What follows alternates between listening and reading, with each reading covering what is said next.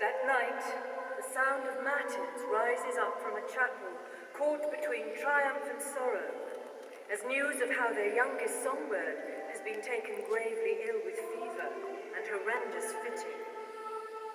It is, as so many things, a version of the truth.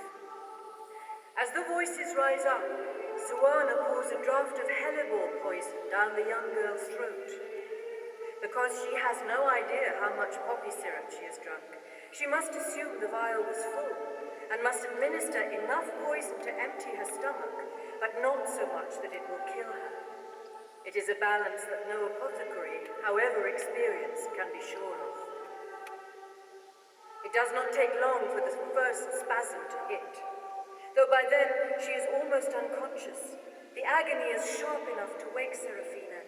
She opens her eyes in a kind of drugged terror, and a terrible groan comes out of her mouth. When the diarrhea begins, her body is racked by double agony. The battle between a body wanting to let go and the eruption seizing it from within is truly terrible to watch. Don't be frightened, Serafina. It will not last forever. On the wall above the bed, the figure of Christ looks down from a wooden crucifix, suffering upon suffering. Who is to know how much is enough?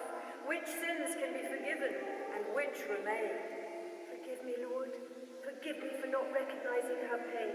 The girl is not the only one in need of grace and forgiveness. Send me penance for my sins, and in your infinite mercy, if it be possible, save this young woman from further torment. She sits back against the walls and closes her eyes. She has no idea how long she sleeps for.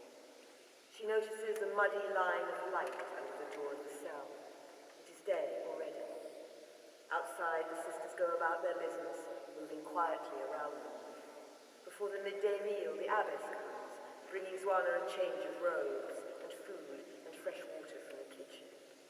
She stands looking down at the girl.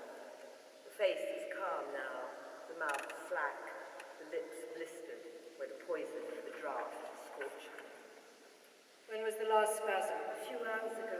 So, the remedy has worked. I don't know. But she's not going to die. I don't know.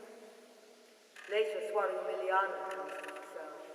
Her distress at the sight that meets her is palpable.